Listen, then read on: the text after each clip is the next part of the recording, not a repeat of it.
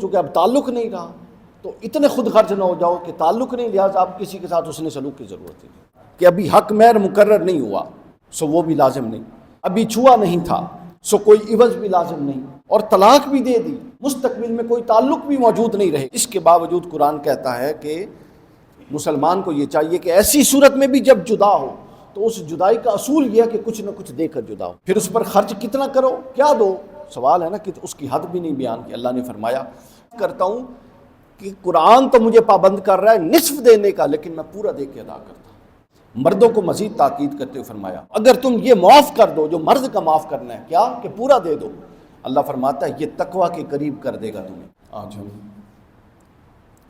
انشاءاللہ العزیز سورۃ البقرہ کے 31ویں رکوع کا مطالعہ کریں گے۔ آپ کے علم میں ہے کہ ہم ہر رکوع سے ایک مرکزی مضمون کا تعین کرتے ہیں اور اس کی روشنی میں پھر پورے رکوع کا مطالعہ کرتے ہیں۔ تو آج 31ویں رکوع کا مطالعہ ہوگا، یہ سورہ بقرہ کی آیت نمبر 236 سے 242 تک ہے۔ گزشتہ رکوع بلکہ گزشتہ کئی 3 رکوعات سے جو موضوع چل رہا تھا ہمارا، وہ موضوع تھا اللہ تعالیٰ کی حدود کی حفاظت کے بغیر تقوی کا کوئی تصور نہیں۔ تقوی اللہ تعالیٰ کی بیان کردہ حدود کے قیام سے جڑی ہوئی شے ہے، اور وہ حدود کیا ہیں؟ عائلی زندگی میں، خاندانی زندگی میں، حقوق زوجین میں، معاشرتی زندگی میں، ان تمام زندگی میں جو حد ہے، یعنی جہاں سے آگے بڑھ کے شے حرام ہو جاتی ہے، حد میں رہنا اور حرام سے بچنا، یہ اساس ہے تقوی کی۔ تقوی کسی طرح کے مراقبوں، کسی طرح کی دیو مالائی تصورات کی طرف جانے کا نام نہیں ہے۔ آج کی اس رکوع کا موضوع ہے اعلیٰ اخلاقی قدروں کی حفاظت۔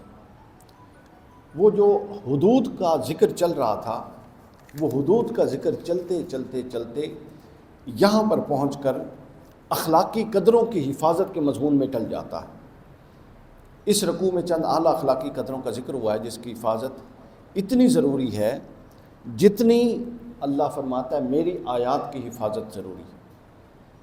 حفاظت کا مفہوم یہ نہیں ہے جو ہمارے یہاں ہے کہ صرف یاد رکھیں، زبان سے یاد رکھیں، ذہن سے ریپیٹ کرتے رہیں، نہیں۔ حفاظت کا مفہوم قرآنی نقطہ نظر سے جب قرآن کہتا ہے کسی شے کو محفوظ کرو تو اس کا مطلب ہے اس کو اپنے عمل کے ذریعے محفوظ کرو۔ آگے آیت آئے گی کہ نماز کی حفاظت کرو، قرآن کہے گا، ٹھیک ہے، اپنی نمازوں کی حفاظت کرو۔ تو نماز کہہ کے یا 5 نمازیں یاد کر کے یا اس کے فرائض و واجبات یاد کر کے تو حفاظت نہیں ہوگی، حفاظت تو ہوگی ادا کر کے۔ یہ قرآن کا ایک اصطلاح ہے خاص، جب وہ کہے کسی شے کی حفاظت کرو تو مطلب اس کو اپنے عمل میں لاؤ۔ تو اس رکوع میں بیان ہونے والی اخلاقی قدروں کا ماقبل رکوع میں بیان ہونے والے حدود اللہ سے گہرا تعلق ہے۔ ماقبل رکوعات میں جیسا میں نے بتایا طلاق، عدت، حقوق زوجین جیسے موضوعات زیر بحث آئے۔ اب اس رکوع میں انہی موضوعات کو اخلاقی قدروں کا رنگ دیا گیا، اور اس میں یہ بھی سبق ہے کہ ایک عمل کی 2 حیثیتیں ہو سکتی ہیں، کہ ایک عمل حدود اللہ میں شامل بھی ہو اور اعلیٰ اخلاقی قدر بھی ہو۔ اب اس رکوع میں کون کون سی اخلاقی قدروں کی حفاظت کا ذکر ہے؟ پہلا 236 نمبر آیت، وہی طلاق، زوجین، وہی معاملات آگے بڑھ رہے ہیں۔ قرآن مجید نے بتایا یہاں پر سینیریو یہ آتا ہے کہ ایک عورت کے ساتھ ایک فرد نے نکاح کیا، نکاح کے بعد حق مہر کا تعین نہیں ہوا، نکاح ہوا، نکاح ہو گیا، ابھی حق مہر کا تعین ہونا تھا وہ نہیں ہوا، اور ابھی اس نے اپنی زوجہ کو چھوا بھی نہیں۔ یہ ہے سینیریو جس میں آیت آ رہی، اور طلاق ہو گئی، نہ حق مہر کا تعین ہوا نہ چھوا، اور کیا ہو گئی؟ طلاق ہو گئی۔ قرآن مجید فرماتا ہے اس صورتحال میں تم پر اس بات میں کوئی گناہ، لا جناح علیکم ان طلقتم النساء ما لم تمسوہن، جن کو تم نے مس نہیں کیا، چھوا نہیں، او تفردوا لہن فریدۃ، تم پر کوئی گناہ نہیں کہ جب تم اپنی منکوحہ عورتوں کو ان کے چھونے یا ان کے مہر مقرر کرنے سے پہلے طلاق دے دو۔ اس صورت پر مرد کو کیا چاہیے؟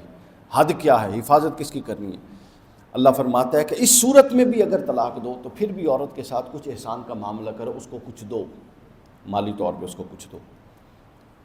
وَمَتِّعُوهُنَّ عَلَى الْمُوسِعِ، تو انہیں ایسی صورت میں کچھ نہ کچھ مناسب دو، خرچ دو، اور ان کو بالکل، چونکہ اب تعلق نہیں رہا تو اتنے خود خرچ نہ ہو جاؤ کہ تعلق نہیں، لہٰذا اب کسی کے ساتھ حسن سلوک کی ضرورت ہے۔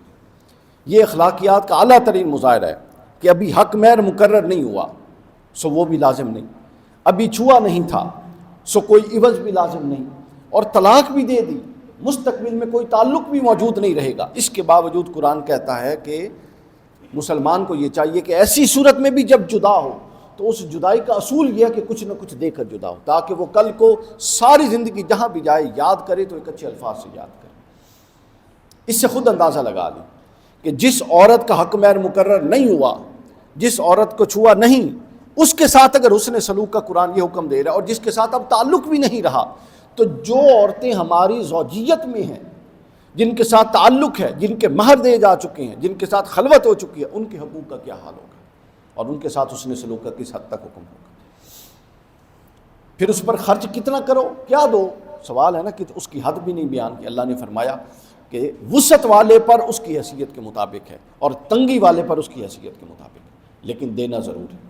یہ پہلی حد، یہ پہلی قدر، اعلیٰ اخلاقی قدر کی حفاظت کا حکم۔ دوسری اخلاقی قدر، اب سینیریو مختلف، ایک عورت سے نکاح ہوا، پہلے میں تھا کہ حق مہر کا تعین نہیں ہوا، نہ چھوا، دوسرے میں ہے کہ حق مہر متعین ہو گیا تھا لیکن ابھی لا تمسو، چھوا نہیں ہے تم نے، اور طلاق ہو گئی، تو قرآن مجید کیا کہتا ہے؟ قرآن کہتا ہے اب حالانکہ طلاق ہو گئی، مستقبل میں کوئی رشتہ نہیں ہے، کوئی ناتا نہیں ہے، کوئی غرض نہیں ہے، اس کے باوجود حسن اخلاق کا تقاضا یہ ہے کہ وہ جو حق مہر کا تعین ہوا ہے اس میں سے آدھا دے کے ان کو رخصت کرو۔ یعنی تعلق توڑنے پر اگر یہ قرآنی تعلیمات ہیں تو تعلق جوڑنے کے کیا تقاضے ہوں گے، آپ خود سمجھ لیں۔ یہ سب تعلق توڑنے پر، تو فرمایا آدھا دو، فنصف ما فرضتم، جو تم نے طے کیا تھا اس کا آدھا دو۔ اور یہاں بات ختم نہیں کی اللہ تعالیٰ نے، چونکہ قرآن کا مقصد بندوں کو اعلیٰ اخلاقیات پر فائز کرنا اور اخلاق کی اعلیٰ ترین سطح تک لے جانا اس وقت تک ممکن نہیں جب تک انسان اپنے نجی لائف میں اعلیٰ اخلاقیات کا مظاہرہ نہ کرے۔ اور اس سے آگے اخلاقی فرض کی ادائیگی کی دو صورتیں بتا دی۔ اب بندے کو حکم کیا دیا؟ فرمایا تم پر لازم ہے کہ تم اس کا نصف دو۔ ہاں ایک صورت ہے کہ اگر وہ عورت جس کو طلاق دے دی کہ وہ خود کہتی ہے کہ مجھے نہیں چاہیے، میں نے معاف کیا، تو چھوڑ دو، ٹھیک ہے۔ اللہ نے فرمایا ایک تو ہے عورت کا معاف کرنا اسی آیت میں 237 میں، اور ایک ہے مرد کا معاف کرنا۔ عورت کا معاف کرنا یہ ہے کہ وہ کہے میں نہیں لیتی، اور اللہ تعالیٰ نے فرمایا مرد کا معاف کرنا یہ ہے کہ وہ کہے کہ میں یوں معاف کرتا ہوں کہ قرآن تو مجھے پابند کر رہا ہے نصف دینے کا، لیکن میں پورا دے کے ادا کرتا ہوں۔ اللہ رب العزت نے فرمایا مرد کی معافی یہ ہے، عورت کی معافی یہ ہے کہ وہ کہہ دے کہ میں آدھا حق چھوڑتی ہوں جو قرآن نے دیا ہے طلاق کے بعد۔ اور اللہ فرماتا ہے کہ مرد کی معافی یہ ہے کہ مرد یہ کہے کہ جو میں نے تجھے آدھا دینا تھا میں معاف کرتا ہوں اور پورا دیتا ہوں۔ یعنی عورت کی طرف سے معافی کا معنی الگ ہے اور مرد کی طرف سے معافی کا معنی یہاں الگ ہے۔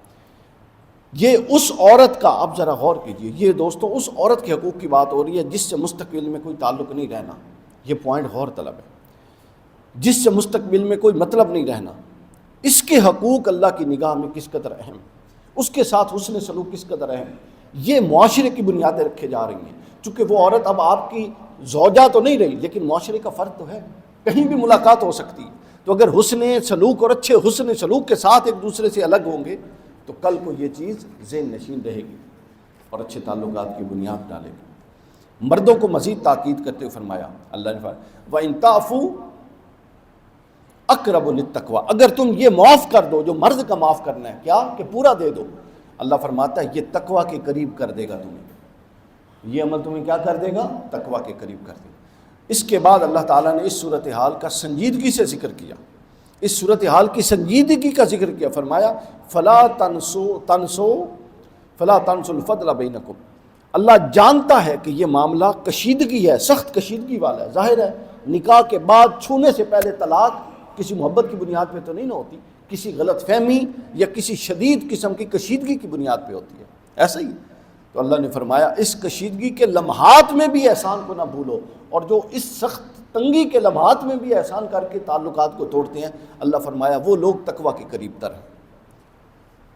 معاملات میں جب خرابی ہو اور اس وقت احسان کے ساتھ معاملے کو درگزر کر دینا، یہ تقویٰ کی اساس ہے۔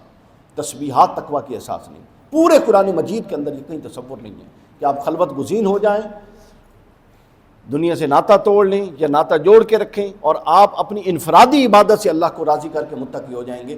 کم از کم یہ ہمارے پاس یہ آئی ہے، چیز تصوف میں آئی ہے، لیکن اس کا قرآن مجید سے کوئی تعلق نہیں۔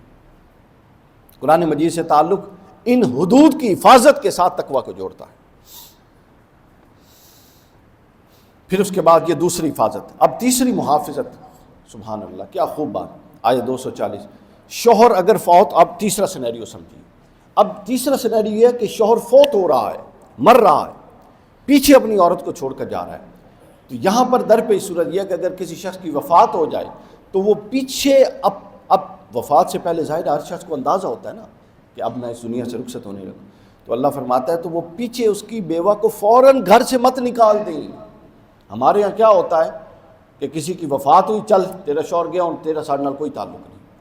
اللہ قرآن مجید میں فرماتا ہے کہ خبردار والذین یطوفون منکم ویذرون ازواجا، جو مر جائیں اور پیچھے زوج اپنی بیویوں کو چھوڑ دیں، ان کو گھروں سے مت نکالو۔ تو قرآن نے عورت کا تحفظ دیتے ہوئے فرمایا کہ جب کسی شخص کی وفات ہو تو اس پر لازم ہے، ایک تو اس کے پچھلوں پر لازم ہے کہ وہ گھروں سے نہ نکالیں، اور شوہر پر لازم ہے وہ مرتے ہوئے یہ وصیت کر کے جائے کہ کم از کم میرے پیچھے میری بیوی کو 1 سال کا خرچ دینا۔ قرآن مجید کی نص ہے، وصیتاً لازواج متاعا الی الحول غیر اخراج، نہ گھر سے نکالو گے اور نہ محتاج کرو گے بندے کا، بلکہ 1 سال کا خرچ کم از کم تم اٹھاؤ گے، یہ وصیت کر کے مرے، اللہ فرما رہا ہے۔ اس کے بعد دوسری صورتحال بھی بیان کر دی کہ اگر وہ خود عدت کے بعد کہیں جانا چاہے، یعنی اس کے پیچھے شوہر کے لواحقین نہیں نکال رہے، وہ اپنی مرضی سے جاننا چاہے تو اللہ فرماتا ہے فلا جناح علیک، پھر تم پر کوئی گناہ نہیں، وہ اپنے عمل کی خود ذمہ دار ہے، وہ جانی چاہتی ہے تو جائے۔ اب یہ جو حکم تھا، یہ حکم واضح کر رہا ہے، یہ اس وقت تھا جب وراثت کے احکام نازل نہیں ہوئے تھے۔ اس وقت تک بیواؤں کے حقوق کے لیے یہ ایک عبوری حکم تھا، بالکل اسی طرح جس طرح سورہ بقرہ آیت نمبر 80 میں والدین اور قرابت داروں کے لیے عبوری وصیت کا حکم ہے۔ لیکن جب احکام وصیت اور احکام وراثت نازل ہو گئے تو حکم، یہ آیات حکماً منسوخ ہو گئیں۔ اللہ چاہتا تو ان کی تلاوت بھی منسوخ کر کے واپس اٹھا سکتا تھا، مگر حکماً منسوخ ہونے کے بعد بھی ان آیات کو قرآن کا حصہ رکھنا ہمیں ان اخلاقی قدروں کی طرف متوجہ کرتا ہے کہ اللہ کے نزدیک یہ عمل حالانکہ حکماً منسوخ ہو گیا عند اہل سنہ بالاجماع، چونکہ حکم وراثت متعین ہو گیا نا۔ اب بیوہ کی وصیت، بیوہ کا جو حق تھا وہ حکم وراثت کے ذریعے متعین ہو گیا کہ کتنا ہوگا، ماں کا متعین، باپ کا متعین، مگر بے شک حکم نکل گیا، مگر آیات کو اللہ نے باقی رکھا۔ یہ ہماری اخلاقی تربیت کے لیے ہے کہ اللہ اس حد تک حسن سلوک چاہتا ہے، وہ جو حکم منسوخ کر کے نیا حکم دیا وہ منیمم لیمٹ سمجھ لیں، اور یہ جو دیا یہ اخلاقیات کی اعلیٰ ترین اور آخری لیمٹ سمجھ لیں، تو ان میں تضاد نہیں ہے۔ یہ تیسرا پہلو تھا کہ اگر مر جائیں شوہر تو پیچھے ان کی عورتوں کو گھروں سے مت نکالو، خدا کا خوف کرو، تم بھی مر سکتی ہو، اگر کوئی اس کا بھائی نکال رہا ہے تو کیا بھائی نے نہیں مرنا؟ وہ ایسا کرے گا تو جب وہ مرے گا اس کی بیوی اور بچوں کو بھی ساتھ ایسا کیا جائے، یوں پھر جو کرو گے وہ تمہارے ساتھ ہوگا۔ چوتھی صورت اس کے اندر آئی ہے وہ طلاق کی صورت میں علیحدگی کے بعد حسن سلوک کا حکم۔ اب یہاں تناظر سمجھ لیجیے، یہاں منظرنامہ یہ ہے کہ ایک شخص نے اپنی بیوی کو طلاق دے دی ہے، اور اس کے بعد اس کو حکم دیا جا رہا ہے کہ طلاق دے کے یہ نہیں کہ اب جاؤ گھر سے نکل جاؤ، نہیں، اللہ فرماتا ہے حسن سلوک کے ساتھ نکالو۔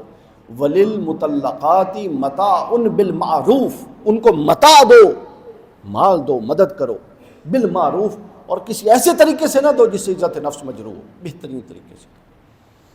حقاً علی المتقین، یہ نہیں ہے کہ کر دیتا تو بڑا اچھا عمل ہے جی، نہیں، اختیاری نہیں، حق للمتقین، حق کا لفظ قرآن میں فرض کے لیے آتا ہے، تو یہ متقین پر فرض ہے۔ علماء کے نزدیک یہ جو ہے، یہ اس آیت میں جو حکم ہے یہ عدت تک محدود ہے، لیکن قرآن کی نص سے اس کا تعین نہیں ہے، تو بہتر عدت تک تو بہر صورت ہوا، اس سے زیادہ بھی کوئی تعاون کر کے بے شک متعلقہ ہے، اب اس کے ساتھ تعلق کوئی نہیں رہ سکتا، لیکن حسن سلوک کے طور پہ اگر وہ آگے نکاح نہیں کرتی تو ایک ماضی کا تعلق رہا ہے، اس کی حیاداری میں اگر کوئی ہمیشہ ایک پاکٹ منی جیب خرچ لگا کے مدد کرتا رہے تو اللہ فرماتا ہے یہ متقین والا عمل ہے۔ آپ اندازہ، یہ تعلق توڑنے پر قرآن کی ہدایات ہیں ساری کی ساری اس رکوع میں۔ اور پھر آخری جو حد بیان ہوئی اس آیت میں وہ ہے نماز کی حفاظت۔ یہ سب تزکیہ نفس کے معاملات ہیں، کچھ بالواسطہ اور کچھ بلا واسطہ۔ یہ سب جو باقی حقوق کے ذریعے تربیت کی پیچھے 5 جگہوں پر، وہ بالواسطہ تھی تاکہ معاملات میں بھی ہماری تربیت ہو سکے، اور اب آخری چیز جو نماز بتا رہی ہے یہ بلا واسطہ ہے تاکہ اللہ سے تعلق بذریعہ مخلوق بھی قائم ہو اور اللہ سے تعلق بذریعہ اپنے نفس براہ راست بھی قائم، مخلوق کو نکال کر بھی قائم۔ اپنی نمازوں کی حفاظت کرو، حافظوا علی الصلوات والصلاۃ الوسطیٰ، اور خاص طور پہ درمیانی نماز وسط جو ہے عصر کی نماز۔ آپ دیکھیں نا، ترازو ہے، ادھر بھی پلڑا ادھر بھی پلڑا، اور درمیان سے اس کو پکڑا جاتا ہے، جو درمیان کو تھام لیتا ہے گویا کہ اس نے دونوں کو تھام لیا ہوتا ہے۔ اور آگے پھر فرما دیا، قرآن کا یہ اسلوب ہے کہ وہ کسی بھی حکم کے ذیل میں ایک ذیلی حکم بھی دے دے۔ آگے فرمایا فَإِنْ خِفْتُمْ فَرِجَا، نماز کا حکم دیتے ہوئے حفاظت کرو، مگر فرمایا اگر حالت خوف ہو، تمہارے پیچھے دشمن ہے، تو یہ نہیں کہ تم وضو کرو، سمت کا تعین کرو اور پورے طریقے سے نماز پڑھو، یہ خلاف عقل ہے۔ اللہ فرماتا ہے پھر نہ کوئی سمت ہے، نہ کچھ چل رہے ہو، سواری پہ ہو، دوڑ رہے ہو، کسی شے کا لحاظ رکھنے کی تعلق نہیں، بس اشارے سے پڑھتے بھی جاؤ، دوڑتے بھی جاؤ، اپنا سفر بھی کرتے جاؤ۔ صلاۃ الخوف جس کو کہتے ہیں۔ فَإِذَا آمِنْتُمْ فَاذْكُرُوا اللَّهَ، پھر جب حالت امن میں آؤ تو اس طریقے سے اللہ کا ذکر کرو، کما علمکم، جیسے اللہ کے رسول نے تمہیں سکھایا۔ اور جب حالت خوف ہو، کتنی رعایت ہے، حالت خوف ہو تو وہ پابندیاں خود بخود اٹھ گئیں، بس فرضیت باقی رہی، اس لیے فرمایا دوڑتے ہوئے بھی پڑھنی ہے تو پڑھنی ضرور ہے، فرضیت باقی ہے مگر پابندیاں اٹھ جاتی۔ تو یہ 5 احکام تھے جن کی حفاظت اور محافظت اعلیٰ انسان کی تخلیق کے لیے، اعلیٰ اخلاقی قدروں کی محافظت کا اللہ تعالیٰ نے ہمیں حکم دیا۔